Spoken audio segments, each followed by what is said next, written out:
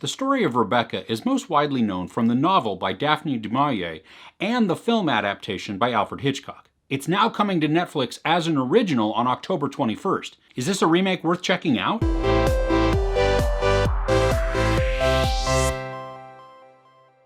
After a young woman has a quick romance with a handsome widower, she travels to his family's estate that's on the English coast. She begins to settle into her new life, but finds herself at odds with the memory of his dead wife, Rebecca. And this haunting legacy is being kept alive by a sinister housekeeper. I think it's important to note right up front that this isn't a remake of the Hitchcock film. This is a new adaptation of the novel. Lily James, Armie Hammer, and Kristen Scott Thomas star in this psychological thriller. I love how this story almost morphs genres as it progresses. The first act is when we get to meet our two main characters, Armie Hammer and Lily James. And this is a romance because we get to watch their relationship develop and build as they spend time together. And it's awesome to watch because the two of them have really good chemistry together. It looks like they're having a lot of fun on screen, and so that translates into really becoming a convincing couple. Now, as the couple returns to the family estate, the story then morphs into a drama, but there's some mystery and intrigue that also is introduced. There's this mounting tension that begins to build as the new Mrs. De Winter, the wife, Lily James, she meets her house staff for the very first time, and she's learning to try and just settle into what this all means in her brand new life. And we get to know that there are definitely some secrets within this house because there are side looks and whispers, and things just don't totally line up or at least feel above board. Like the wife is not let in on everything that's going on. I mean, it would be kind of daunting to walk into this house where everybody else has been working and living, and they're looking at you and they're kind of looking down their nose, or they're whispering as you walk by or as you leave the room, or when you walk in and they suddenly stop. That's everything that's happening to Lily James's character. Kristen Scott Thomas as the housekeeper, Mrs. Danvers, she is devilishly good. I mean, there are little bits of her that remind me of Umbridge, just not quite so evil. And there's this quality to her that we see that others miss, because she really looks and seems like she's helpful and she's caring.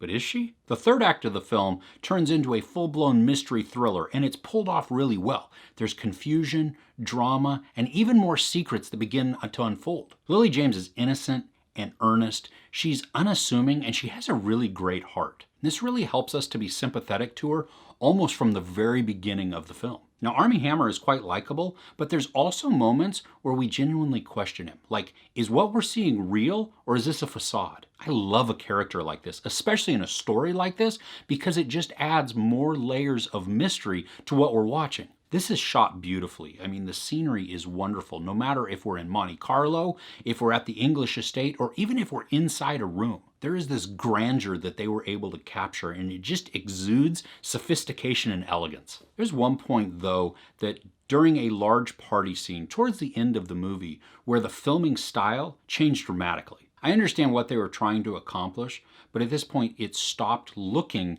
very cinematic, like a great period piece like it had up until this point. It took over kind of a very modern feel, and even the film quality itself changed. I mean, it broke me out of the narrative a little bit because it was so drastically different. After the scene is over, though, it returns to what we had been watching previously, the same style, the same film quality, everything. It's 123 minutes long, and while it moved along well, there were some parts that just felt a little long. But I can't point to any scene or part of the film where this should have been cut or that it was unnecessary. All of the interactions built on one another to increase the tension. And then it ultimately just increased the urgency as we headed towards the climax. Now, there are a few edit points in this that were a little bit jarring. It was like they skipped over small amounts of action or story to get to the resolution. From a storytelling standpoint, this wasn't a bad thing. I mean, we're smart enough to know what was inside those gaps. And I'm thankful that the filmmakers assumed that we were smart enough to know that. The issue for me was the edits themselves felt off.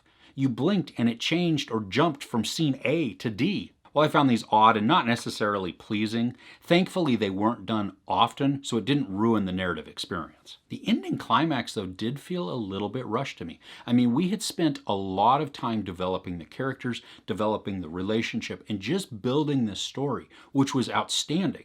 And then we get towards the end and it feels like, well, we're just gonna wrap it up right now. I mean, I wanted to have a little bit more time with it. The urgency is still there, and I totally appreciate that because we need the urgency of the story. We need it to drive that tension, that anxiety, so that we just like, on the edge of our seats. But I think the ending just arrived faster than I was expecting to, given everything that we had seen prior. This was still a really good movie watching experience. I mean, I was drawn in, and as each scene progressed, I was just becoming more and more invested in what was going on. The characters are wonderful, the acting is superb, the visuals are outstanding too. I mean, just all of the scenery and the settings and the cinematography, it really captured me. And I especially love the mystery. And even the romance and the drama that was all thrown in there. I mean, I don't know of a movie that I've seen recently that encompassed so many different genres and that wasn't all crammed in at once. We watched it progress, and it allowed me to go on a whole bunch of different emotions. So overall, I had a lot of fun with it.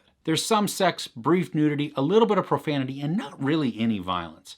I give Rebecca 4 out of 5 couches. This could be a very broad question, but do you have a favorite adaptation of a novel to a movie? I'd love to know what it is in the comments below. If you enjoyed this review, please give it a like. Also, don't forget to share and subscribe. I'm Chris. This is Movies and Munchies. Thanks for couching with me.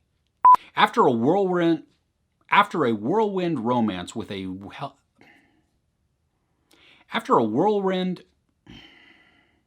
After a quick romance with a handsome widower, a newly married young woman. After a whirlwind romance with her.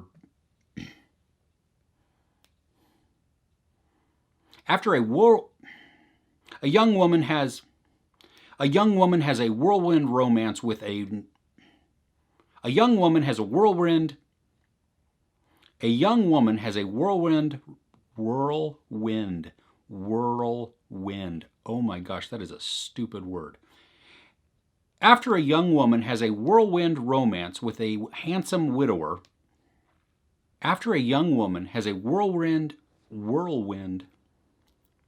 After a young woman has a After a young woman has a quick romance with a handsome widower, she travels to his family's estate that's on the English coast.